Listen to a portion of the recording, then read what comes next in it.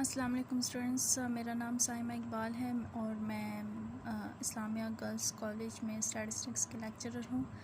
आज हम अपना फ़र्स्ट लेक्चर स्टार्ट करेंगे स्टैटिस्टिक्स का सेकंड ईयर बुक 2 का, जिसमें पहला चैप्टर आपके पास चैप्टर 10 है, that is normal distribution.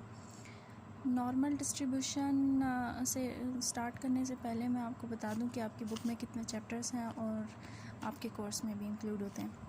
Normal distribution पहला चैप्टर है आपका सैम्पलिंग डिस्ट्रीब्यूशंस।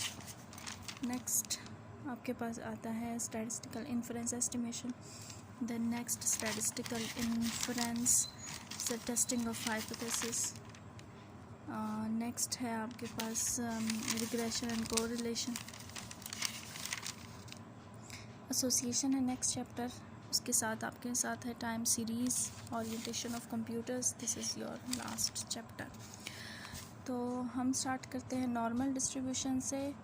नॉर्मल डिस्ट्रीब्यूशन जो है वो बहुत फेमस डिस्ट्रीब्यूशन है और इसी डिस्ट्रीब्यूशन की वजह से आज हम जो है स्टैटिस्टिक्स को इतनी वैल्यू देते हैं और हर रिसर्च में इस्तेमाल होती हैं। उससे पहले हमारे पास जो डिस्ट्रीब्यूशंस थी वो थी Z distribution, T distribution, F distribution, लेकिन इन डिस्ट्रीब्यूशन की अहमियत इतनी नहीं थी क्योंकि इसमें हम बहुत बहुत कम डेटा इस्तेमाल कर सकते थे। इसमें ज़्यादा डेटा इस्तेमाल करने की बिल्कुल भी गुंजाइश नहीं थी। जैसे सेंसस के लिए हम एक लार्ज डेटा लेते हैं और फिर उस पर रिसर्च करते हैं और उस पर स्टडी करते हैं। तो इसमें है नॉर्मल डिस्ट्रीब्यूशन। इसकी जो डेफिनेशन इंट्रोडक्शन में थोड़ी सी आपको हिस्ट्री बताई गई है कि the discovery of normal distribution goes back to the 17th and 18th centuries and is associated with the names of De Moivre और Laplace and Gauss। ठीक है, तो इस डिस्ट्रीब्यूशन को गशियन डिस्ट्रीब्यूशन भी कहते हैं और ये बायोलॉजिकल, फिज़िकल और सोशल साइंसेस में बहुत ज़्यादा रिसर्च में इस्तेमाल होती है। बल्कि अगर आप रिसर्च देखें तो हर रिसर्च में नॉर्मल डिस्ट्रीब्यूशन बहुत ज़्यादा अहमियत रखती है। नॉर्मल डिस्ट्रीब्यूशन जो है वो डिस्क्राइब की गई थी 1733 में De Moivre as being the limiting form of the binomial density as the number of trials become infinite. मतलब हमारे पास लातादार डेटा हो जिसे हम गिन नहीं सकते, तो उस सूरत में हम नॉर्मल डिस्ट्रीब्यूशन इस्तेमाल करते हैं। नेक्स्ट है कि कुछ और भी बातें इसमें बताई गई हैं, like from this para behavior of century later both men dealt with the problems of astronomy and each derived the normal distribution as a distribution that seemingly described the behavior of errors in astronomical measurements.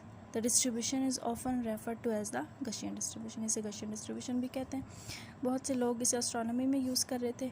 तो आपकी जो definition है वो है ये: One of the most important examples of continuous probability distribution is the normal distribution, also called normal curve or Gaussian distribution. The curve is defined by the equation। ठीक है, यहाँ से स्टार्ट हो रही है डेफिनेशन। ये इसका फार्मूला है जिसमें 1/सिग्मा, इसे सिग्मा कहा जाता है, √2 पाई ई epsilon minus 1/2 x minus mu over sigma का होल स्क्वायर, 1/2 बाहर है। ठीक है, और इसकी जो रेंज है -∞ टू +∞, लातादार डेटा आप इसमें शामिल कर सकते हैं। तो इसमें म्यू जो होता है मीन ऑफ द डिस्ट्रीब्यूशन होता है, पैरामीटर है जो कि आपने फर्स्ट टर्म में पढ़ा है। Sigma is the standard deviation of the distribution, ये भी एक पैरामीटर है। पाई जो मैथ के स्टूडेंट्स हैं वो बहुत अच्छी तरह पहचानते हैं इस साइन को। A constant approximately equal to 3.1415। ठीक है, कैलकुलेटर पर भी आप पाई इक्वल्स टू लिखें तो आपके पास ये जो वैल्यू है वो शो हो जाती है। नेक्स्ट है आपके पास e a constant approximately equal to 2.71828। ये भी कैलकुलेटर आपको बता देता है। X is the abscissa measurement और score marked on horizontal axis. Horizontal axis x axis जैसे वाई एक्सिस होता है, ठीक है, और वाई जो है वो ऑर्डिनेट है height of curve corresponding to an assigned of x, ठीक है। ये फार्मूला है और इसकी जो यूज़ होने वाली चीज़ें वो भी आपको समझ आ गई होंगी। नेक्स्ट जो नॉर्मल डिस्ट्रीब्यूशन है उसे स्टैंडर्डाइज्ड भी किया जा सकता है। स्टैंडर्डाइज्ड का मतलब है कि आप उसे z की फॉर्म में चेंज कर दें। z डिस्ट्रीब्यूशन जैसा कि आप पीछे पढ़ चुके हैं, z is equal to x minus mu over sigma, ठीक है। तो जब आप z की जगह x minus mu over sigma put करेंगे तो आपको आपके पास जो पीछे फार्मूला था ये वो इस फॉर्म में आ जाएगा, ठीक है, ये वाला फार्मूला। खैर हम इसे नेक्स्ट लेक्चर में जो है वो एक्सप्लेन करेंगे। Thank you.